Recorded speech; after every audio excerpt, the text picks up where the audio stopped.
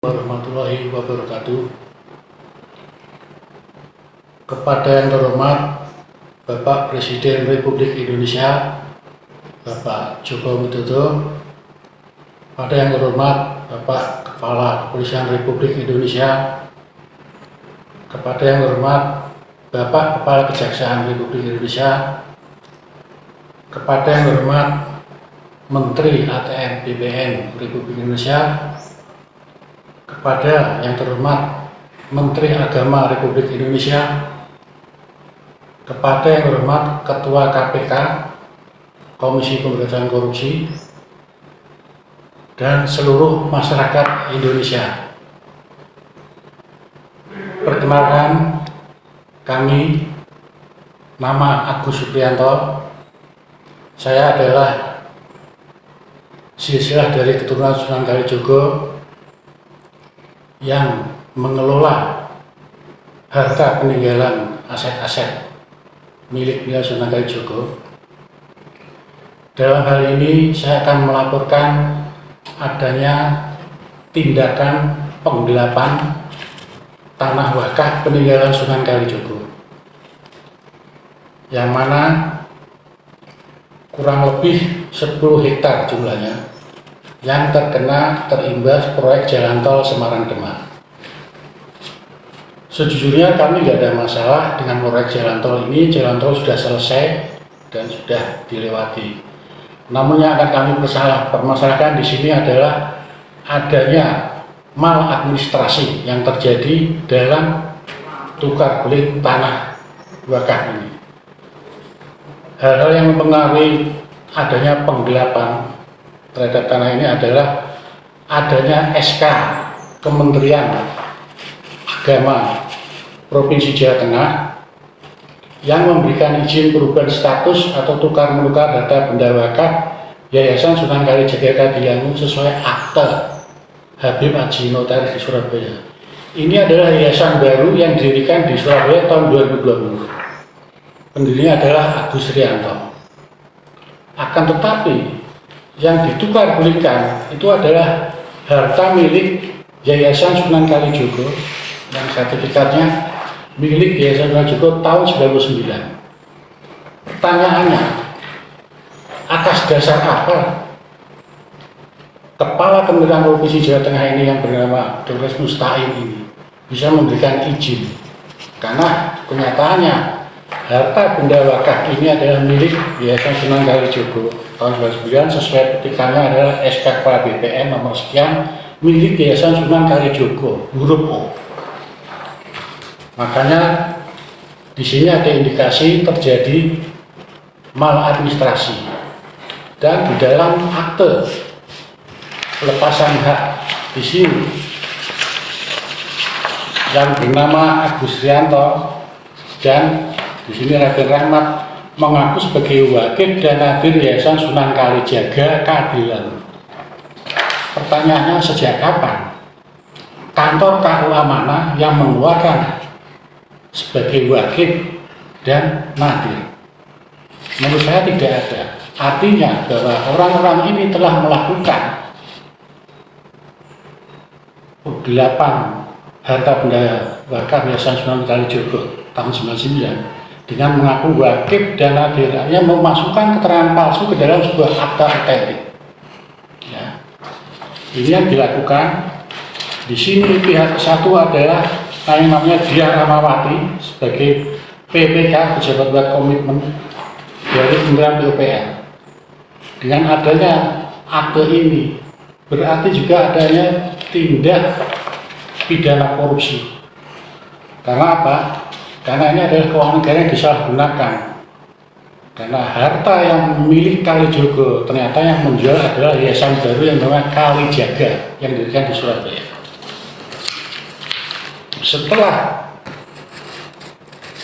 harta Kalijaga ini dilepas pada tanggal 27 Mei 2022, saya dilaporkan oleh Saudara Rahmat ini di Krimsus Polda Jawa Tengah memasukkan keterangan palsu dan pencurian tanggal 31 Mei 2022. Lawang hartanya sudah dilepas tanggal 27 Mei oleh mereka tanggal 31 Mei saya dilaporkan pencurian. Akal warasnya di mana? Pertanyaannya sekarang. Ini yang jadi heran. Dan dalam dakwaan di pengadilan, jaksa penuntut umum mendakwa bahwa saya telah melakukan kerugian senilai 48 miliar. Pertanyaan sekarang, rinciannya hitungannya dari mana? Karena jaksa pun tidak bisa membuktikan uang dari mana 48 miliar itu, rinciannya apa saja. Artinya bahwa jaksa pun tidak bisa membuktikan kalau saya menguraikan datanya sudah dilepas. Kok saya dituduh mencuri? Merugikan 48 miliar itu uang mana? Kalau setitik darah yang ada di dalam saya kemasukan uang itu 1.000 rupiah aja, saya rela mendapatkan azab dari Allah SWT.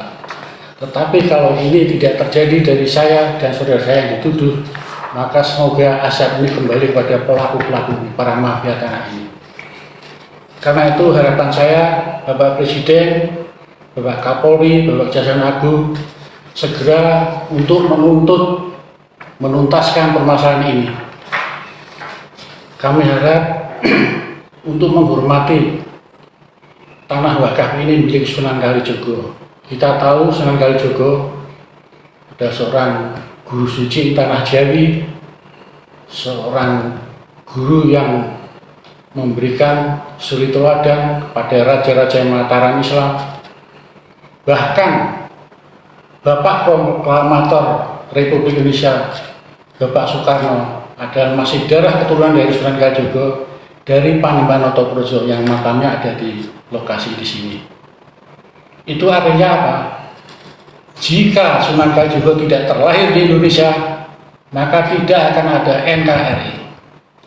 Karena itu kembali lagi pada Bapak-bapak pimpinan pusat di pemerintahan Indonesia ini, kami mengutip apa yang jadi dawuh para leluhur bahwa punjere negara kuwi ning kadilan.